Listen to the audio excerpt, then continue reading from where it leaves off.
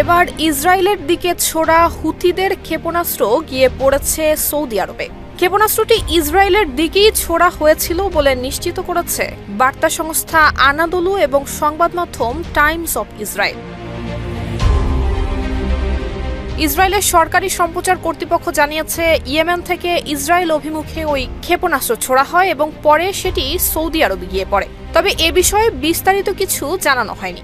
পৃথক প্রতিবেদনে ইসরায়েলি সংবাদ মাধ্যম টাইমস অফ ইসরায়েল বলছে, ইয়েমেন ইরান সমর্থিত হুথিদের ছোড়া একটি ব্যালিস্টিক ক্ষেপণাস্ত্র, যা সম্ভবত ইসরায়েলকে লক্ষ্য করে নিক্ষেপ করা হয়েছিল। দেশ জুড়ে তোলপাড় ওয়ালটন ফ্রিজ কিনে আপনিও হয়ে যেতে পারেন মিলেনিয়ার।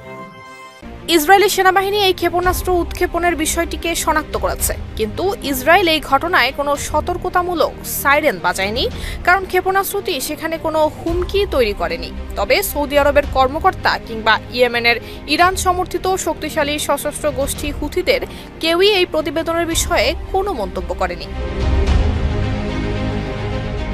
2023 সাল থেকেই হুথিরা লোহিত সাগর এবং তার আশপাশের বিভিন্ন জাহাজ লক্ষ্য করে হামলার পাশাপাশি ইসরায়েলে ক্ষেপণাস্ত্র নিক্ষেপ করছে।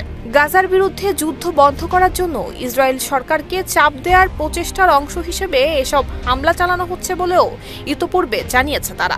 তবে চলতি বছরের 19 জানুয়ারি গাজায় যুদ্ধবিরতি কার্যকর হয় এবং সেই সময় থেকে লোহিত সাগরে আক্রমণ বন্ধ করে দেয় হুথিরা। কিন্তু ফিলিস্তিনের অবরুদ্ধ এই ভূখণ্ডে মানবিক সহায়তার প্রবেশে ইসরায়েলের অবরোধে এবং পরে আগ্রাসন পুনরায় শুরুর জবাবে গত মার্চ থেকে ইসরায়েলে পুনরায় হামলা শুরু করে হুথিরা।